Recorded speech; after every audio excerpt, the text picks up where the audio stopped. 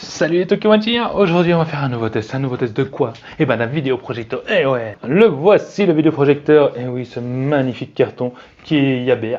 Yaber je crois, en tout cas c'est le Y60, ça je sais le lire. Hein. Ouais. Et ben je l'ai reçu ça d'Amazon au niveau je crois 100, oh, allez entre 100 et 120 euros. Et j'ai envie de l'essayer parce qu'il y a plein de produits à bas prix comme ça et on ne sait pas ce que ça vaut. Et souvent il y a des commentaires bons mais qui sont pas si bons et on voulait voir. Donc on va faire le déballage, on va tester l'image, on va le comparer avec mon vidéoprojecteur qui coûte quand même bien plus cher l'Optoma à 500 ou 600 euros, je sais plus le prix que je l'ai acheté. Mais tu pourras comparer et je te donnerai les points positifs s'il faut l'acheter ou pas avec une petite note à la fin. Donc reste bien juste à la fin pour tout voir, pour voir si ce produit vaut le coup d'être acheté ou non. Moi je te dis à tout de suite pour le déballage mon ami, à tout de suite.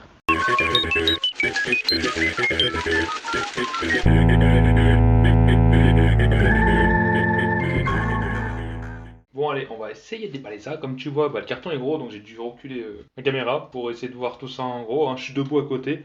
Donc on va essayer de déballer. Allez, on fait le tour de la boîte. Donc on est sur du Yeber Y60, je crois que c'est Yeber. Yeber. Oh mince, excuse-moi, on voit mal, je suis vraiment désolé. Donc qu'est-ce qu'on voit là-dessous? Il est portable, bon, d'accord. Contrôle, tac, il y a sûrement une batterie s'il est portable, hein. Par logique, ça devrait être ça. Aux normes, voilà, Made in China, bah ça on le savait. Qu'est-ce qu'on a là? Pareil, hein. Même problème là. Là, qu'est-ce qu'on voit? Pareil, rien d'extraordinaire. Dessous, rien d'extraordinaire. Allez hop, on va déballer cet engin. Il paraissait plus petit sur l'image, hein. C'est sur Amazon toujours. Moi je suis un pro Amazon, tu vois. Donc ici, cadeau.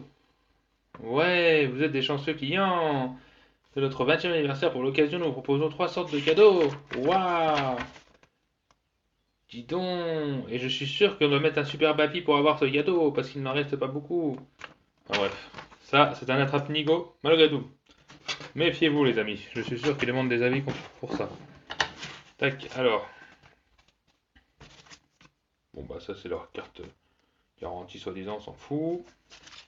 Ici, instruction manuelle. Bon, je vais chercher. Oh purée, je suis tombé sur du français direct. Je suis une bête. Bon, bah, il y a du français. Ici, qu'est-ce qui nous cache? Un câble HDMI. Oh oui, c'est le produit plastique. Une jolie petite télécommande, toute simple, discrète, bien. Très bien même. On a ensuite la prise européenne, toute simple aussi. Ici pour brancher, bah, je pense le smartphone. J'ai jamais essayé ce genre de prise. Vous savez, les couleurs, hein, VGA, le son stéréo et l'image en jaune. C'est fait pour, je pense pour les smartphones. Faut que j'essaye vraiment un jour parce que j'en parle mais je sais pas de quoi je parle. Et en dessous, qu'est-ce qu'on a en plus? Donc ça c'est pour nettoyer la lentille et ce petit pied qui permet de le lever ou pas selon l'emplacement où vous le mettez. Bon. Alors on va essayer de sortir et on va virer le carton parce que là vraiment il nous fait chier. Sans tout jeter par terre, sans tout casser. Aïe aïe aïe. Voilà. Bon, on y est. Il est quand même lourd, hein. Oh, j'allais dire il est tout mignon, il y a du bleu, mais non en fait c'est juste une protection. Bon, on va l'enlever. Oh. Il a quelque chose. Je sais pas si tu vois les reflets. Il a quand même quelque chose. Il fait quand même un mi-luxe, tu vois. Ça fait luxe, mais les boutons là, ils font pas trop luxe. On dirait du top, quoi, du faux plastique. Voilà, donc on a devant toujours la marque, hein, Yeber. Ici on a la prise. Ici pareil ventilo avec prise VGA et infrarouge. Bon, d'accord. Ici on a donc deux HDMI, casque audio AV et deux USB. Et on revient devant, on va aller dessous pour voir le modèle. Et ça, je sais pas ce que c'est, on va voir, on ouvrira plus tard. Donc voilà. Hop, on va regarder la lentille. Et ma magnifique lentille qui est ici. Bon, vous connaissez le principe, je vais aller tester tout ça. Et on se retrouve tout de suite pour le test, dans le noir, avec la belle image, j'espère ou pas, pour voir son efficacité. Allez, à tout de suite les amis. On y est, on est dans le menu principal du vidéoprojecteur. Comme on voit, il n'y a pas d'Android intégré. On va essayer de faire le tour, voir ce qui est bien, ce qui est pas bien. Bon, je sais pas si vous entendez le vent du vidéoprojecteur, mais c'est vrai que ça souffle, hein. Je me croirais un peu au bord de la mer. Je m'approche. C'est plutôt pas mal, bon, ça souffle quand même un petit peu. On va dire qu'on sait qu'il est là. Bon, alors cinéma, si j'appuie dessus, je ne sais hier, il ne se passe rien. Musique, j'appuie dessus. En fait, voilà, je viens de comprendre.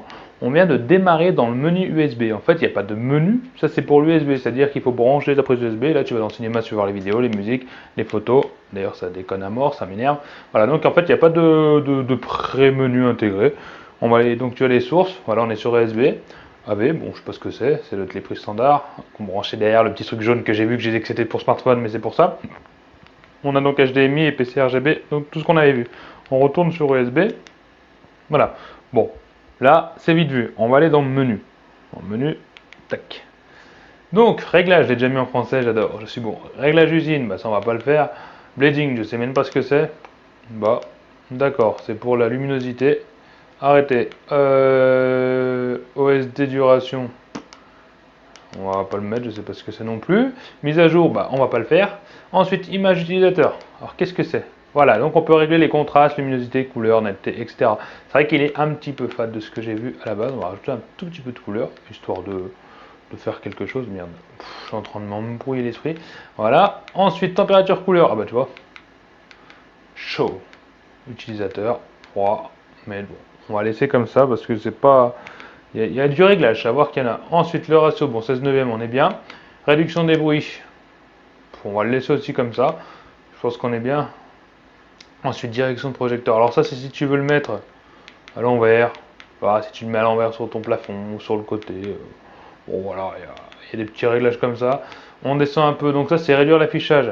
Là-dessus, ça ne fonctionne pas sur le menu, mais à partir du moment que tu es branché en HDMI, donc sur ta source, ta box ou ton DVD ou je sais pas quoi, ça va réduire l'affichage. Moi, j'ai dû le mettre pile à la longueur pour avoir la taille de l'écran. C'est vrai que au niveau des réglages, on n'est pas ouf là-dessus. On a le réglage pour la netteté, tout simplement, et pour incurvé. Je ne sais plus comment on appelle ça.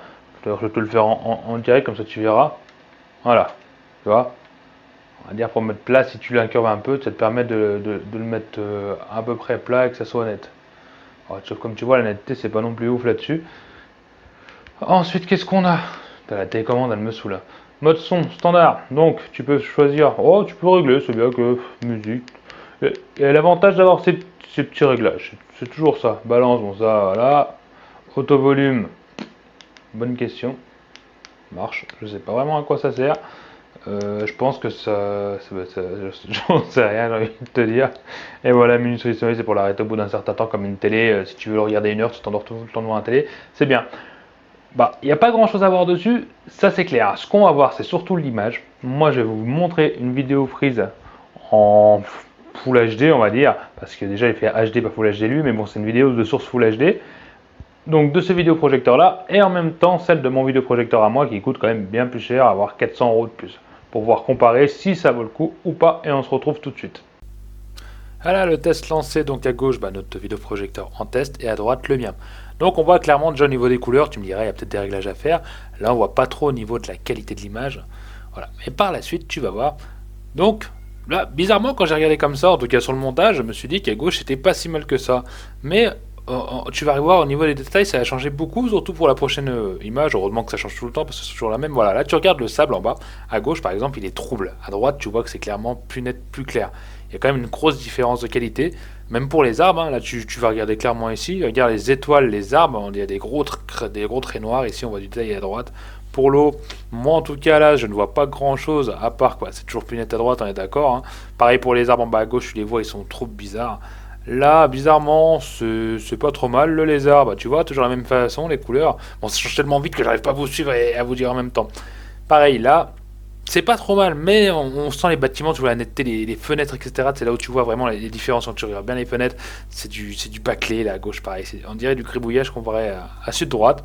Donc, c'est pas nul, mais c'est pas extraordinaire non plus. Bon, on a vu tout ça, on a vu tout ensemble, on a vu le déballage, t'as vu le produit, en tout cas il est joli, hein, faut le dire. Tu as vu les images, tu peux me dire ce que t'en penses juste en dessous, moi ça m'intéresserait de savoir si les images sont bonnes chez toi ou pas, ou pas, moi je vais te donner mon avis de tout. Qu'est-ce qu'on va lui trouver comme point positif à ce vidéoprojecteur? Eh ben, il a un point positif quand même qui n'est pas moindre, que beaucoup ont, mais il a quand même le son intégré, mais le son est réglable en aigu, grave, etc. Même s'il n'y a pas énorme changement parce que c'est pas du stéréo de ouf, hein. Mais il y a le réglage. Autre point positif, c'est qu'on a quand même pas mal de réglages sur la qualité de l'image. On peut changer la saturation, la couleur, chaud, froid, etc.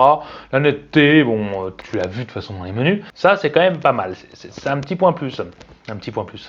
Un petit bonus. On part sur un autre point positif. Je vais essayer d'en trouver quand même. J'ai déjà dit qu'il était joli. Eh ben écoute, je cherche. Il a un joli carton. Sérieusement. Point positif, j'en trouve plus d'autres. Ça va peut-être venir quand je veux dire les points négatifs, parce que là, j'ai passé aux points négatifs et quand même un petit peu beaucoup plus. Alors, je trouve un peu plus bruyant que la moyenne. La moyenne, c'est j'en ai essayé 3 dans ma vie, voire 4, mais je l'ai aussi bruyant. En tout cas, elle est plus dans les côtés bruyants que dans les pas bruyants. Autre point négatif, alors l'image. L'image, comme tu l'as vu, elle est pas exceptionnelle. Bon, ça reste un truc à 100 balles, mais je sais pas, je la trouve moins bien qu'un autre que j'ai essayé juste avant dans le même prix. D'ailleurs, je te mets le lien ici. Je la trouve pas extraordinaire. On a du mal à lire les textes, etc. C'est pas top. Autre point négatif, les réglages. Alors, les réglages, pas de l'image, mais les réglages de la position. On peut régler la netteté avec la petite roulette qui est au-dessus.